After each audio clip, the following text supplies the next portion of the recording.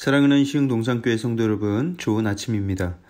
5월도 이제 일주일밖에 안 남았습니다. 이 봄날이 너무 빨리 지나가는 것 같아서 조금 아쉬운 마음입니다. 이 봄날의 때를 아끼는 마음으로 오늘 하루를 알차게 보내시길 주님의 이름으로 축복합니다. 자, 오늘 2021년 5월 25일 화요일 시동을 위한 메시지 지금 시작합니다. 오늘 우리에게 주시는 하나님의 말씀은 잠언 13장 14절에서 25절의 말씀입니다. 잠언 13장 14절에서 25절의 말씀. 오늘도 잠언에서 반복되어 오던 내용들을 좀 생략하고 새로운 내용들을 중심으로 은혜를 나누고자 합니다. 먼저 16절 말씀을 함께 볼까요? 기록되길 무릇 슬기로운 자는 지식으로 행하거니와 미련한 자는 자기의 미련한 것을 나타내느니라. 여기서 슬기로운 사람과 미련한 사람을 대조하고 있는데, 슬기로운 사람은 지식으로 행한다. 그리고 미련한 자는 자기의 미련을 나타낸다. 이것을 다시 말하면 미련한 자는 그냥 막연한 느낌이나 주변 상황 따라서 삶의 방향을 결정합니다. 자기 기분 따라서 결정하는 것이죠. 그런 식으로 자기의 미련을 나타낸다라고 기록하고 있는 것입니다. 그때는 맞고 지금은 틀리다 라는 제목의 영화가 있습니다. 그 영화는 그 유명한 홍상수 감독이 만들고 배우 김민희가 주연으로 출연한 영화입니다. 그 두 사람의 이야기들이야 많이들 아시는 데다가 아름답지 못한 이야기라서 자세히 이야기하고 싶진 않지만 모르시는 분들을 위해서 한마디로 정리하자면, 홍상수 감독이 자기 딸뻘쯤 되는 그런 여배우와 살림 차리고 살기 위해서 조강지처를 버리고 나가서 지금까지도 부끄러운 줄 모르고 둘이 그렇게 살고 있다는 것입니다. 제가 누군가를 이렇게 직접적으로 비판하는 적은 거의 없는데, 부끄러운 짓을 하고도 너무나도 당당하게 구는 것들은 정말 비판받아 마땅하죠. 청년들에게 얼마나 악영향을 끼치는지 모르겠습니다. 그때는 맞고 지금은 틀리다 라는 타이틀의 영화, 그 영화를 직접 보지는 않았지만 그 영화 찍고 나서 그런 불륜의 관계가 생겼다고 들었습니다. 어차피 볼 마음이 없었는데 그 얘기 듣고 나니까 더 보기가 싫어졌어요. 여러분, 그럴 수밖에 없지 않겠습니까? 그때는 맞고 지금 틀리다는 것은 진리가 아닌 것입니다. 진리는요, 그때도 맞고 지금도 맞고 앞으로도 맞는 것이 진리입니다. 서양에서도 맞고 동양에서도 맞고 우주 어디에서도 맞는 것이 진리라는 거예요.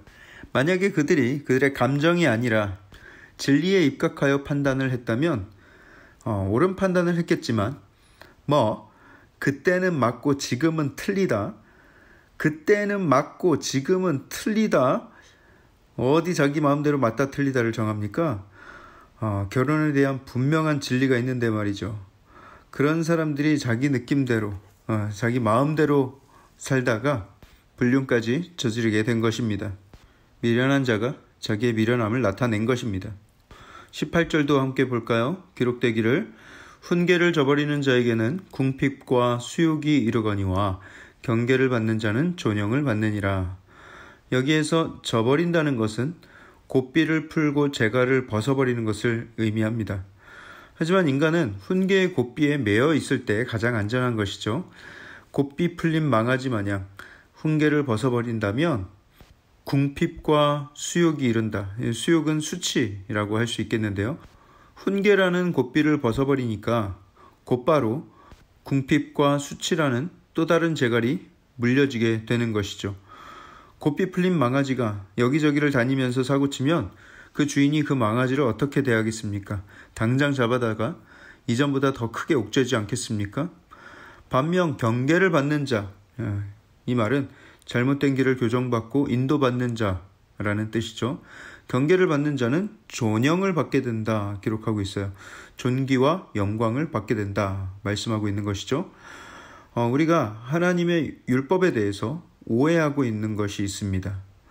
저도 잘 모를 때는 그런 생각을 많이 했는데요. 왜 성경은 이렇게도 해라 하지 말라 하는 율법들이 이렇게도 많은 것인가? 너무 버겁다. 다 지키면서 살아가는 것도 아니면서도 기독교 너무 힘들다 이런 생각을 한 적이 있었어요. 하지만 여러분, 하나님의 가르침은 우리를 옥죄려는 가르침이 아닙니다. 하나님의 율법은 우리를 잡아 가두고 찍어 누르기 위해서 주신 것이 아니라는 거예요. 그 율법으로 인해서, 그 말씀으로 인해서 우리가 가장 행복하고 가장 큰 자유를 누리면서 살 수 있게 하시는 것이죠. 그것을 무시하고 내 마음대로 살아간다면 그게 자유인 줄 알고 착각할 수도 있겠지만 그 자유를 벗어나는 순간 죄의 굴레에 사망의 늪에 빠지게 되는 것입니다. 가장 행복한 자유는 하나님 말씀 안에서 누리는 자유입니다. 21절도 함께 보겠습니다. 21절에 재앙은 죄인을 따르고 선한 보응은 의인에게 이르느니라. 재앙이 죄인을 따른다라고 했을 때 이 재앙을 의인화해서 말하고 있는 거예요. 여기서 따른다는 것은 집요하게 추적한다, 뒤를 밟는다라는 뜻이에요. 그래서 죄인 또는 악인에게는 반드시 재앙이 뒤따라가 어느 날 덮치게 될 것이다 라는 것을 말씀하고 있는 것이죠. 또 의인에게는 선한 보응이 이른다라고 했을 때 이 보응이 이른다는 것은 한 단어인데 완전하게 갚는다라는 뜻입니다. 그러니 악한 행동에 반드시 재앙이 임하는 것처럼 선한 행실에도 하나님은 반드시 끝까지 복으로 갚아주실 것이다 라는 거예요. 기독교 내에 번영신학을 부정적으로 이야기할 때가 많이 있는데 그것은 복음의 핵심을 다 접어둔 채로 무조건 번영만 강조하니까 그게 비판을 받는 것이지, 착한 행실을 하면 하나님의 복을 받는다는 것은 분명한 성경적 진리입니다. 22절도 볼까요? 기록되기를 선인은 그 산업을 자자손손에게 끼쳐도 죄인의 재물은 의인을 위하여 쌓이느니라 기록하고 있어요. 선인들, 의로운 사람들은 그들의 산업을 자자손손 물려주면서 그 복을 이어갈 것이다. 하지만 죄인의 재물은 의인을 위하여 쌓인다. 여러분, 세계 500대 기업에 들 수 있다면 그게 얼마나 큰 기업이겠어요? 그런 회사라면 얼마나 탄탄하고 얼마나 규모가 크겠으며 또 그 회사에는 얼마나 많은 인재들이 일하고 있겠습니까? 그런데 세계 500대 기업, 그 튼튼하게 보이는 그런 기업들도 평균 수명이 불과 40년 정도라고 합니다. 불과 한두 세대 동안에만 흥하다가 결국 다른 주인을 만나거나 어려움 가운데 폐업을 하게 된다는 거예요. 그처럼 이 땅의 부는 오래가지 못합니다. 그럼에도 불구하고 오늘 말씀하고 있어요. 의로운 사람들은 그 산업을 자자손손 끼치게 될 것이다.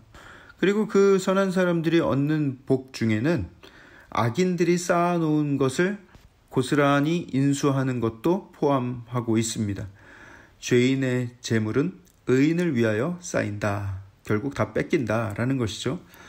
온 세계 만물을 주관하시는 하나님은 실수가 없으신 하나님이십니다. 아까 말씀드렸죠. 악인에게 재앙이 끝까지 추적하고 마찬가지로 의인에게 복이, 상급이 반드시 찾아 임하게 될 거라는 거예요.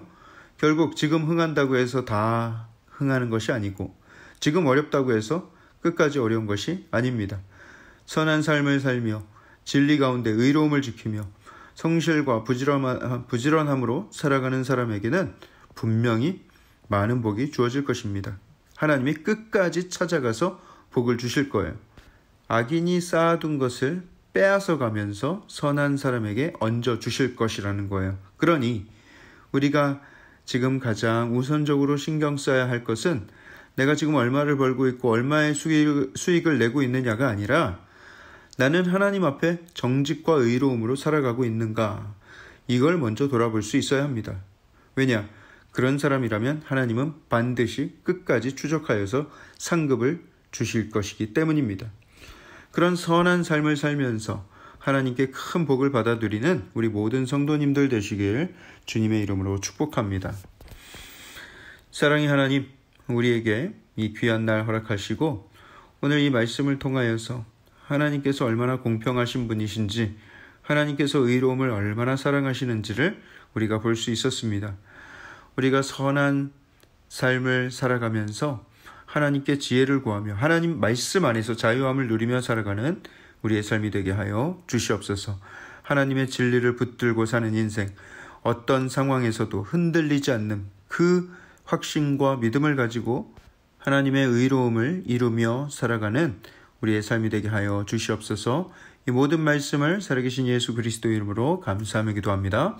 아멘. 여러분 좋은 한 날 되십시오.